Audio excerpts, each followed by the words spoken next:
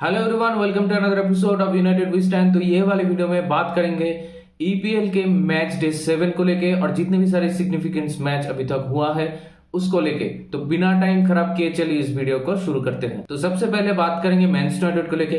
तो भाई और एक होम मैच का हार का सामना करना पड़ा हम लोग को वापस से मैच डे 7 पे। आप लोग को अगर याद है तो पिछले सीजन में ब्राइटन के साथ हम लोग हारे थे होम मैच, और उसके बाद इस सीजन में आके वापस से ब्राइटन से ही होम मैच हारे थे। लेकिन इन बिटवीन जितने भी सारे होम मैच में हम लोग खेले थे इन इंग्लिश प्रीमियर लीग, हम लोग मैच हारे नहीं थे। लेकिन अभी back to back home match defeats वापस से झेलना पड़ा हम लोग को, और उसी के दौरान पहले 7 गेम्स में हम लोग 4 मैच हार गए। And this is a worst start by Manchester United in a Premier League season in last 34 years. जी हाँ, 34 साल बाद वापस से हम लोग 4 मैच हारे, वो भी ओपनिंग के 7 गेम में। और इस बार आप कोई एक्सक्यूज नहीं दे सकते। हाँ, मालूम है कि कुछ कुछ प्लेयर अभी भी इंजर्ड है, जैसे कि आपका लुक शॉ, जैसे कि आपका एरन वन-बिसाका, जैसे कि आपका लिसांड्रो मार्टिनेज। लेकिन फिर भी क्रिस्टल पैलेस के साथ हारने के बाद, और वो भी ओल्ड ट्रैफर्ड में, आप कोई एक्सक्यूज नहीं दे सकते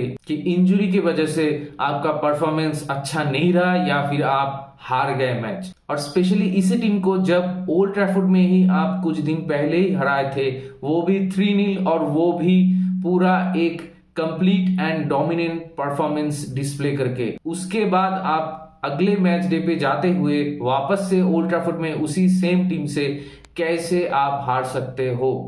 मतलब पिच पे अगर ओवरऑल बात करें, हम लोगों के पास पोजीशन था, हम लोगों के पास majority of the time ball position था। Crystal Palace out of nowhere अचानक से against the run of play वापस से एक गोल स्कोर कर दिया, वो भी आफ्टर 20 to 25 मिनट्स। जैसे कि हम लोग के साथ होता है इस सीजन में, ये पहली बार नहीं हुआ है। बहुत सारे मैचेस में ऐसा हुआ कि हम लोग पहले 20 मिनट तक अच्छा खेल रहे थे, अच्छा नहीं मतलब गेम कंट्रोल करने की कोशिश कर रहे थे, या फिर we were patient, we were taking time so that we can create a perfect opportunity and capitalize on that. ये चीज हम लोग करने की कोशिश कर रहे हैं, और against the run of play हम लोग एक गोल कंसीड कर रहे हैं। हाँ, ये गोल वर्ल्ड क्लास गोल था, उसमें डैलो का कोई गलती नहीं था। डैलो का थोड़ा डिफ्लेक्शन हुआ, लेकिन फिर भी वो अनस्टॉपेबल था जैसा वो फिनिश था at the first place. Amrabad को वो फाउल कंसीडर नहीं करना चाहिए था। कि ओवरऑल अगर मैच की बात करें तो Manchester United well lacking true quality on the pitch. हम लोग क्रिएट करने की कोशिश कर रहे थे, कुछ चांस क्रिएट भी किए, लेकिन फिर भी हम लोग के पास वो क्लिनिकलनेस नहीं है। हम लोग का एक्सजी अगर हाई होता है फिर भी हम लोग उसको कन्वर्ट नहीं कर पाते। लेकिन फिर भी अगर आप ओवरऑल मैच की बात करें तो क्रिस्टल पैलेस वो एक चांस बनाया, एक ही गोल स्कोर किया, और उसके बाद Crystal Palace were sitting at the back. वो लोग बहुत डीप खेल रहे थे, और वो लोग पूरा टीम, पूरा 11 प्लेयर्स को लेके ही पूरा मैच हम लोग के अगेंस्ट में डिफेंस किए। हाँ, उन लोगों को प्रेस करना होगा कि वो लोग अच्छा डिफेंस किया, मतलब मेजॉरिटी ऑफ द टाइम वो लोग प्रेशर एब्जॉर्व कर रहे थे, लेकिन उसके साथ साथ डिफेंड भी कर रहे थे। लेकिन you can not give this excuse कि आप एक ऐसी क्रिस्टल पैलेस टीम को, जिसको आप कुछ दिन पहले ही ओल्ड ट्रैफर्ड में 3-0 हराए, उससे भी बढ़कर वो मैच पे आप एकदम पूरा डोमिनेंट फोर्स की तरह खेले, एक कंप्लीट परफॉर्मेंस प्रदर्शित करें। लेकिन उसके बाद अगले ही मैच डे पे उसी टीम के साथ आप ऐसे हार नहीं सकते। Players have to take the responsibility, क्योंकि मैनेजर जर्सी पहन के पिच पे उतर के जो चांस क्रिएट हो रहा है उस पे सही डिसीजन लेके उस चांस को कन्वर्ट नहीं करेगा। हम लोग के जितने भी सारे प्लेयर्स हैं, जो big players like Bruno Fernandes, like Rashford, इन लोगों को स्टेप अप करना होगा। अगर कल के मैच पे आप देखें तो जब भी हॉयलैंड के पास बॉल जा रहा था तो लग रहा था कि ये बंदा अभी कुछ करेगा। उसके अंदर वो इंटेंट दिखा कि वो he was trying to drive into the opponent box with the ball and he wants to get behind the defense line of crystal palace. लेकिन उसको छोड़ के और भी किसी को देख के ऐसा लगा ही नहीं। जब सेकेंड हाफ में गार्नाचो आया तब गार्नाचो को देख के लग रहा था कि हाँ कुछ हो सकता है। लेकिन इसको छोड़ के हम लोग ज्यादा से ज्यादा हम लोग का जो बैक लाइन था वो स्क्वायर पासेस खेल रहे थे या फिर साइड पासेस खेल रहे थे या फिर पैसिव पासेस खेल रहे थे। मिडफील्ड में एज सच हम लोग उतना कुछ बढ़िया क्वालिटी का गेम नहीं खेले, हालांकि हम लोग के पास ही बॉल कंट्रोल था। वापस से हम लोग लेफ्ट हैंड साइड में सोफियान अमराबाद के साथ ही शुरू किए और उसको फ्री रोल दे रखे थे एरिक टेन हैग, जैसे कि लास्ट वाले क्रिस्टल पैलेस मैच में भी उसको दे रखा था कि हम लोग डिनामिकली सिस्टम चेंज कर सके अकॉर्डिंगली, कि अमराबाद कभी सीडीएम में आएगा, कभी अमराबाद सीएम में आएगा, कभी अमराबाद सीएम में खेलेगा। ऐसे करके करके वो खेल रहा था, बॉल डिस्ट्रीब्यूट कर रहा था। लेकिन फिर भी कैसेमीरो जो कुछ दिन पहले ही एक शानदार परफॉर्मेंस डिलीवर किया था against the same team, Casemiro का परफॉर्मेंस भी सब पर था। ब्रूनो फर्नांडिस बहुत हड़बड़ी कर रहे थे एट टाइम्स, लेकिन फिर भी ब्रूनो फर्नांडिस भी कुछ क्वालिटी बॉल नहीं डिलीवर कर पाए। और उसके साथ साथ अगर आप रैशफोर्ड की बात करें तो Rashford also looked very much subpar. Rashford को देख के मुझे अभी थोड़ा बहुत चिंता हो रहा है, क्योंकि उसका ऐसा रहा है, अगर आप देखें पिछले कुछ सीजन्स की, वो एक सीजन में बहुत अच्छा खेलता है, उसके बाद अगले सीजन में उसका परफॉर्मेंस डाउन हो जाता है। तो यही चीज वापस से हो रहा है इस सीजन में जाते हुए कि मार्कस रैशफोर्ड अपना वो कॉन्फिडेंस जो है वो उसको वापस से लाना है अच्छा खेल के ही, और उसका जो इनडिसीजन है in front of the goal, उस चीज को एक मतलब उस चीज में एक सॉल्यूशन लाना है, बहुत जल्दी लाना है। क्योंकि मार्कस रैशफोर्ड आइदर वो पेस से बीट करने की कोशिश करता है डिफेंस को, या फिर वो अकेला ही सबको डॉच करके गोल मारने की कोशिश करता है। आसपास बाजू में कोई प्लेयर उसको दिखाई नहीं देता। हाँ, आप कह सकते हैं कि कुछ कुछ टाइम पे वो आजू बाजू में पास खेला, लेकिन जो बेहतर पोजीशन में जो अवेलेबल था प्लेयर, उस प्लेयर को उसने पास नहीं किया एट टाइम्स, जहां से हम लोग एक अच्छा 1-2 या फिर अच्छा गेम खेल पाते थे ओपोनेंट बॉक्स पे, एक अच्छा चांस क्रिएट कर पाते सीओ शॉट। वैसा चांस हम लोग पूरे मैच पे क्रिएट किए ही नहीं। जब पहला गोल पड़ा हम लोगों को, उसके बाद ही कैसेमीरो को एक चांस मिला था। हाँ, वो अनलकी था क्योंकि वो शॉट जो था वो वॉली में था और वो टेक्निक उसका अच्छा था, वो अच्छा शॉट लिया था, लेकिन फिर भी बॉल बाहर ही गया, गोल नहीं हुआ।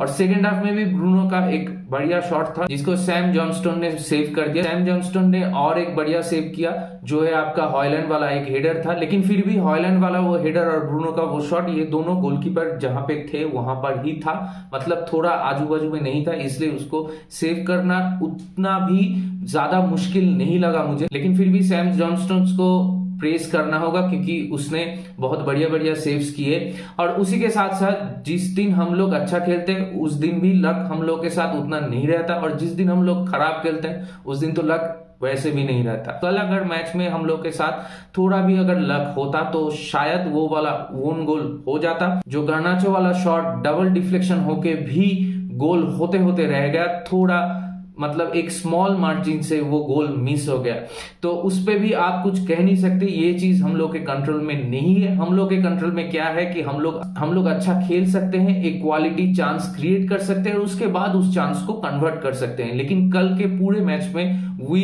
Basically looked very very very flat, we look dull, we did not create any quality chances and we did not convert those chances which we have created। आपके पास कोई कंसिस्टेंसी नहीं है। जो प्लेयर एक दिन बहुत बढ़िया खेलता है, पूरा 10 आउट ऑफ 10 परफॉर्मेंस डिलीवर करता है, उसके अगले दिन में वो आपका -1 या -10 आउट ऑफ 10 परफॉर्मेंस डिलीवर करता है। तो ये कंसिस्टेंसी क्यों नहीं है, इस चीज में ही एरिक टेन हैग को वर्क करना होगा। और इस हार के बाद सिर्फ एरिक टेन हैग ही नहीं, पूरा टीम ही फिर से अंडर प्रेशर आ गया। अभी वापस से चैंपियंस लीग का एक मैच आ रहा है, ग्रुप स्टेज मैच, जो हम लोग पहला वाला मैच बायर्न म्यूनिख के साथ हार गए। उसके बाद गैलाटासराय वाला ये मैच तो हम लोग को जीतना ही जीतना है। अगर हम लोग को राउंड ऑफ 16 तक पहुंचना है तो इस मैच से हम लोग को एक पॉजिटिव रिजल्ट निकालना ही होगा। लेकिन कल वाला जो मैच हुआ उसको देख के मेरा तो भाई बहुत ही मूड खराब हो गया, क्योंकि मुझे समझ में ही नहीं आ रहा था कि मैं कैसे रिएक्ट करूं। एक पूरा फ्लैट मैच देख रहा था, लग रहा था मतलब कभी मुझे लग ही नहीं रहा कि अभी एक क्वालिटी चांस क्रिएट होके हम लोग कुछ कर सकते हैं। बीच बीच में एट टाइम्स लग रहा था जब गार्नाचो कोशिश कर रहा था या फिर हॉयलैंड कोशिश कर रहा था या फिर जब डेलो ने कुछ कुछ बढ़िया क्रॉसेस अंदर डाले, तब लग रहा था कि हाँ हम लोग कुछ कर सकते हैं। लेकिन अगर आप ओवरऑल देखें तो ब्रूनो का वो शॉट, हॉयलैंड का वो हेड, माउंट का एक हेडर मिस या फिर कैसेमीरो का 2-3 हियर एंड देयर मिस, ये सारे चांसेस पूरा आप ये नहीं कह सकते कि 100% श्योर चांसेस ही थे, ये सारे ही आपके हाफ चांसेस थे जिसको हम लोग कन्वर्ट नहीं कर पाए। और कल अगर कुछ लोग बोलेंगे कि हाँ हम लोग को पेनल्टी मिलना चाहिए था, तो देखिए वो वाला डिसीजन मुझे 50-50 लगा। वो कभी हो भी सकता है, कभी नहीं भी दे सकता है रेफरी लोग, लेकिन फिर भी सिर्फ हम लोगों के अगेंस्ट में ही नहीं, इस सीजन में, स्पेशली इस सीजन में जैसे दूसरे क्लब्स के साथ भी ऐसा बहुत बार हो रहा है, तो डिसीजंस आपके फेवर में जाना चाहिए था। वो डिसीजंस पूरा ही 180 डिग्री अगेंस्ट ऑपोजिट जा रहा है आपके। तो ऐसा सिर्फ हम लोग के साथ नहीं हो रहा है इस सीजन में, बहुत सारे अदर टीम्स के साथ भी हो रहा है। इसका सबसे बड़ा एग्जांपल तो सबको दिख ही गया, कल वाला जो मैच था स्पर्स एंड लिवरपूल के बीच, तो उसमें बाद में बात करेंगे। तो पहले ये वाला टॉपिक में बात खत्म कर लेते हैं। तो इसीलिए मेरा पॉइंट यही है कि ये हार के बाद आप ये एक्सक्यूज नहीं दे सकते कि हम लोग बैड रेफरिंग डिसीजंस की वजह से हार गए, या फिर हम लोग का अभी भी बहुत सारे प्लेयर इंजर्ड है इसलिए हम लोग हार गए। ये एक्सक्यूज आप नहीं दे सकते, स्पेशली जब आप अगेंस्ट क्रिस्टल पैलेस वो वाला परफॉर्मेंस आपने डिलीवर किया। ये चीज मुझे समझ में नहीं आता कि हम लोगों के पास ये कंसिस्टेंसी क्यों नहीं है। लास्ट सीजन में भी ये चीज देखने को मिला कि कोई भी टीम जिसको हम लोग कप टाइज में हरा रहे थे, उसी के साथ जब हम लोग प्रीमियर लीग में खेल रहे थे तो हम लोग मैच हार रहे थे, या फिर वाइस वर्सा। जैसे कि आप लोग को मालूम है कि लास्ट ईयर में हम लोग न्यूकासल को हराए थे कैराबाओ कप फाइनल में न्यूकासल के साथ, उसके बाद जो हम मैच खेले प्रीमियर लीग में वो मैच हार गए। हम लोग ब्राइटन को हराए थे सेमीफाइनल में, लेकिन ब्राइटन के साथ हार गए उसके बाद जब प्रीमियर लीग में मैच हुआ। वाले मिड वीक में भी हम लोग क्रिस्टल पैलेस वाला मैच जीते थे, लेकिन वापस से जब प्रीमियर लीग का मैच हुआ व्हेन इट मैटर्ड मोस्ट, उस टाइम पे हम लोग वापस से पॉइंट्स ड्रॉप करती। अगर ये मैच हम लोग जीत जाते जो हम लोग को जीतना चाहिए था, क्योंकि क्रिस्टल पैलेस उतना टफ ओपोनेंट भी नहीं था, हम लोग को ये मैच से 3 पॉइंट निकालना ही चाहिए था। It is a huge miss, क्योंकि आप अगर देखें तो कल लिवरपूल भी हार गया, मैनचेस्टर सिटी भी हार गया, तो आपके पास एक अपॉर्चुनिटी थी कि जितने भी सारे टीम्स आपसे आगे हैं उनके साथ जो पॉइंट्स का गैप हुआ है उसको क्लोज डाउन करने का, तो वो चांस आपने वापस से गंवा दिए। ऐसा क्यों होगा? आपको एक कंसिस्टेंसी मेंटेन करना होगा, मतलब आपको एक मिनिमम परफॉर्मेंस हर दिन पिच पे डिलीवर करना होगा when you are wearing the Manchester United badge. यही चीज मिसिंग है हम लोग की टीम से। तो देखते हैं कि अगले वाले मैच डे के पहले जो चैंपियंस लीग वाला मैच डे है उस पे हम लोग का टीम कैसे रिएक्शन करती है। यही अपनी देखने वाली बात होगी कि वापस से हम लोग जो नेगेटिविटी के अंदर वापस से जा रहे हैं उस चीज को वापस से हम लोग पॉजिटिविटी की तरफ शिफ्ट कर पाएंगे या नहीं। चलिए अभी आगे बढ़ते हैं दूसरे वाले मैच की तरफ, और वो है आपका ब्राइटन वाला मैच। ब्राइटन अभी मिड वीक पे खेल रहे हैं यूरोपा लीग और उसके साथ कप टाइज भी था, तो इसलिए मुझे लगता है कि वो चीज अभी दिख रहा है ब्राइटन की टीम में। तो उसीलिए मुझे लगता है कि उन लोगों का परफॉर्मेंस उतना अप टू द मार्क नहीं था, और फिर भी ये वाले मैच में पूरा जो उन लोगों का धागा था वो एस्टन विला ने खोल दिया। ये वाले मैच में आपको बहुत प्रेस करना होगा एस्टन विला को, क्योंकि Aston villa is currently looking dangerous. जैसे न्यूकासल खेल रहा है अभी, वैसे विला भी खेल रहा है, and they are looking really dangerous. हम लोग का जैसा फॉर्म है और हम लोग जैसे परफॉर्म कर रहे हैं एक के बाद एक मैच डे पे, पहले तो होम मैच जीत जाते थे, अवे मैच हार जाते थे, लेकिन अभी तो होम मैच भी नहीं जीत रहे। तो आई एम रियली वरीड कि हम लोग ऐसे टीम्स के अगेंस्ट में जब खेलेंगे तो कैसे मैनेज कर पाएंगे वो मैच और कैसे रिजल्ट्स निकालेंगे। तो वो तो आपका टाइम ही बताएगा कि क्या होगा हम लोगों के साथ। लेकिन वापस चलते हैं एस्टन विला मैच पे। तो Aston Villa were phenomenal, Western Villa बहुत बढ़िया फुटबॉल खेला, और उसके साथ साथ जैसे कि मैंने बोल रहा था कि एस्टन विला ब्राइटन का सारे धागे खोल दिए थे मैच पे। जो फाइनल स्कोर लाइन आया मैच में 6-1, वो और भी खराब हो सकता था फॉर ब्राइटन, लेकिन ऐसा हुआ नहीं। तो एस्टन विला अभी मोमेंटम पकड़ लिया है, तो अभी देखते हैं अगले वाले मैच डे में एस्टन विला कैसे परफॉर्म करती है। और इसके बाद बात करेंगे मैनचेस्टर सिटी और वुल्व्स वाला मैच को लेके। तो देखिए मैनचेस्टर सिटी और वुल्व्स वाला मैच एक बहुत ही शानदार मैच हुआ।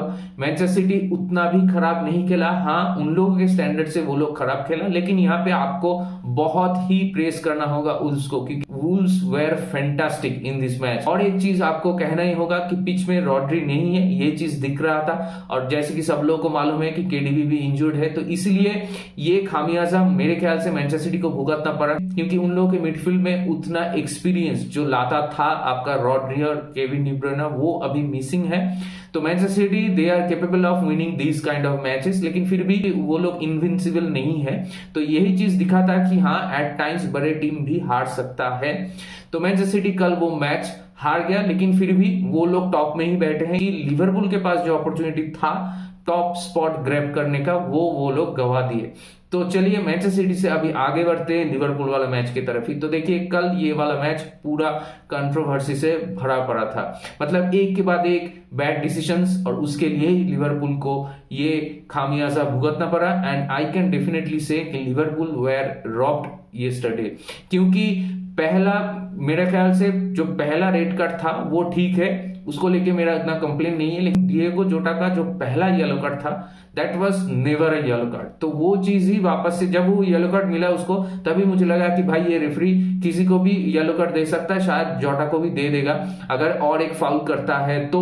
और वही चीज हुआ, वो लोग और एक मैन डाउन हो गए। वो लोग पहले ही तो एक मैन डाउन थे, लेकिन जोटा का रेड कार्ड होने के बाद वो लोग 9 मैन हो गए। उसके बाद भी लिवरपूल को हराना स्पर्स के लिए 1 पॉइंट पे तो लग ही रहा था कि लगभग नामुमकिन है। और जब भी लिवरपूल को मौका मिल रहा था काउंटर पे, तो मुझे लग रहा था कि हाँ भाई ये लोग गोल मार देंगे। मतलब यही चीज दिखाता है आपका कैरेक्टर और रेजिलियंस, यही डिफरेंस है between Manchester United and Liverpool. क्योंकि लिवरपूल वो रेड कार्ड के बावजूद भी ऐसा फाइट कर सकता है पिच में, और हम लोग पूरा टीम लेके भी एक क्रिस्टल पैलेस जैसे टीम के साथ भी एक मिनिमम परफॉर्मेंस डिलीवर नहीं कर पाते। यही चीज at the end of the day यही डिफरेंस हो जाता है। और यही चीज आप सिर्फ कोच के तरफ से ही नहीं बोल सकते कि कोच के तरफ से टैक्टिकल मिस्टेक्स हो रहा है, ये रिस्पॉन्सिबिलिटी प्लेयर्स का भी है, उनके कैरेक्टर का भी है कि वो कैसे रिएक्ट करते हैं पिच पे।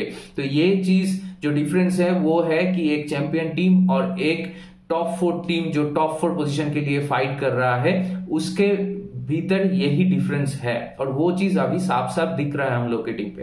तो चलिए वापस आता है लिवरपूल वाला मैच में। तो Liverpool were robbed by the referees and VAR, क्योंकि लुइस डियाज का जो गोल था वो डेफिनेटली श्योर शॉट गोल था, और उसके बाद तो आपका एक ऑफिशियल स्टेटमेंट भी आ गया कि it was a human error and it was total bullshit to me, क्योंकि ऐसा आप कर नहीं सकते। जो आप अगर जाएंगे वो पूरा स्टेटमेंट आप पढ़ेंगे तो आपको मालूम होगा कि वो लोग ऐसे एक्सक्यूज दे रहे हैं कि रेफरी को लगा कि ये गोल नहीं है, तो इसलिए वो हार के साथ जब बातचीत कर रहा था तो वहां पे बैठ के लोगों को समझ में आ रहा था कि हाँ ये गोल है, रेफरी ऐसा ही सोच रहा है, तो इसलिए हम लोग कह रहे हैं हाँ चेकिंग कंप्लीट, लेकिन रेफरी को लगा कि ये गोल नहीं है। तो जब भाई आप लोगों को लग रहा है कि रेफरी समझ रहा है कि ये गोल है, लेकिन फिर भी बॉल सेंटर में नहीं है, बॉल आपका गोलकीपर के पास है, तो वो ऑफसाइड वाला जो फ्री किक होता है उससे मैच चालू हो रहा है। तो ये चीज जब आप देख रहे हो फील्ड पे, तो आपको ये चीज देख के आपको समझ में नहीं आया कि आप जो सोच रहे थे रेफरी वो नहीं सोच रहा है, तो आप उस टाइम पे रेफरी को नहीं बोलेंगे इंटरप्ट करके कि नहीं भाई ये तो गोल है, आप क्यों सेंटर नहीं कर रहे हो। तो ये सारा चीज मेरे ख्याल से ये सारा चीज कॉलेज में या स्कूल वाला फुटबॉल में भी अगर रेफरीज होते तो वो लोग ऐसे घटिया लेवल का भी रेफरिंग नहीं करते। आप कोई भी दूसरा लीग उठा के देख लीजिए, अभी करंट इंग्लिश प्रीमियर लीग में जो रेफरिंग एंड वार वाला जो सिनेरियो है उससे बहुत बेहतर है बाकी जितने भी सारे लीग्स हो रहा है। ऐसा घटिया रेफरिंग और किसी भी दूसरे लीग में नहीं हो रहा है, और इस चीज का खामियाजा कल लिवरपूल को भुगतना पड़ा। जब उन लोगों के पास एक अपॉर्चुनिटी था नंबर 1 पोजीशन में जाने का, उसी दिन उन लोग के साथ ये घटिया इंसिडेंट हुआ बाय द रेफरी एंड वार। और यही चीज हम लोग के साथ भी बहुत सारा बार हुआ, यही चीज आपका आर्सेनल के साथ भी हुआ, यही चीज आपका चेल्सी के साथ भी हुआ। तो ऐसा हर एक टीम को भुगतना पड़ रहा है किसी ना किसी दिन। तो एज ए फुटबॉल टीम, कोई भी फुटबॉल टीम आप सेफ नहीं हो while going into the match, क्योंकि किसी को मालूम ही नहीं कि कौन से डिसीजन आपके अगेंस्ट में जाएगा या कौन से डिसीजन आपके फेवर में जाएगा। सबसे घटिया चीज की रेफरीज को भी ये चीज मालूम नहीं। तो भाई ओवरऑल अगर बात करें तो it was bad luck for Liverpool, unfortunately they loss the match. Last minute में वो जो ओन गोल हुआ उस पे मैटिप का कोई दोष नहीं था। लिवरपूल बहुत टाइम से आपका एक 1 मैन डाउन खेल रहा था, और उसके बाद भी बहुत टाइम से 2 मैन डाउन खेल रहा था पूरे मैच में। फिर भी मुझे लग रहा था at the end of the day Liverpool match बचा लेगी, 1 पॉइंट निकाल लेगी, लेकिन फिर भी अनफॉर्चुनेटली वो ओन गोल हो गया और उसके बाद लिवरपूल मैच हार गया। लेकिन फिर भी लिवरपूल को देख के आप अंडर एस्टिमेट नहीं कर सकते।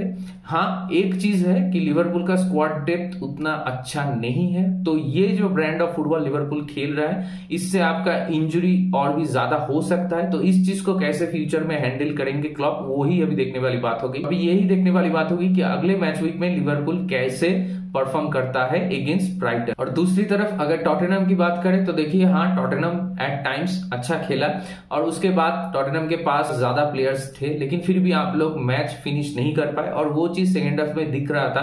कि सेकेंड हाफ में मुझे देख के नहीं लग रहा था कि Tottenham has the capacity to win the match. पहले हाफ में एट टाइम्स मुझे लग रहा था कि हाँ, ये लोग 2-3 गोल मार सकते हैं।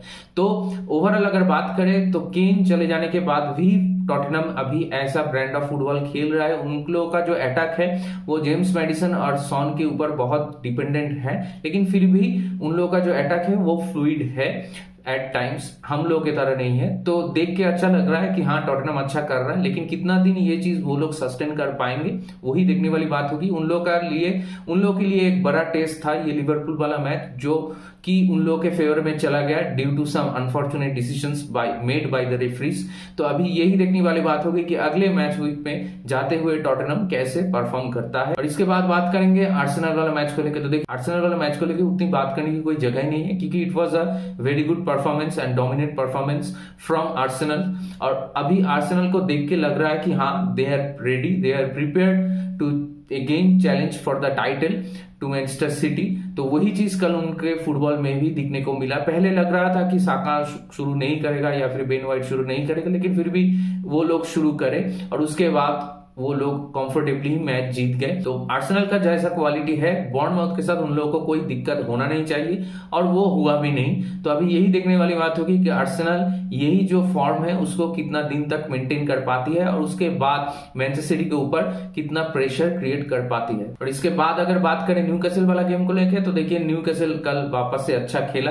हाँ, बर्नले एट टाइम्स फाइट देने की कोशिश किया, लेकिन फिर भी न्यूकासल के पास अभी वो एक्सपीरियंस और वो गेम मैनेज करने की क्षमता अभी न्यूकासल के अंदर है। और उसके साथ साथ उन लोग का टीम जो है वो क्वालिटी टीम है, उन लोग का जो केमिस्ट्री है वो अच्छा है।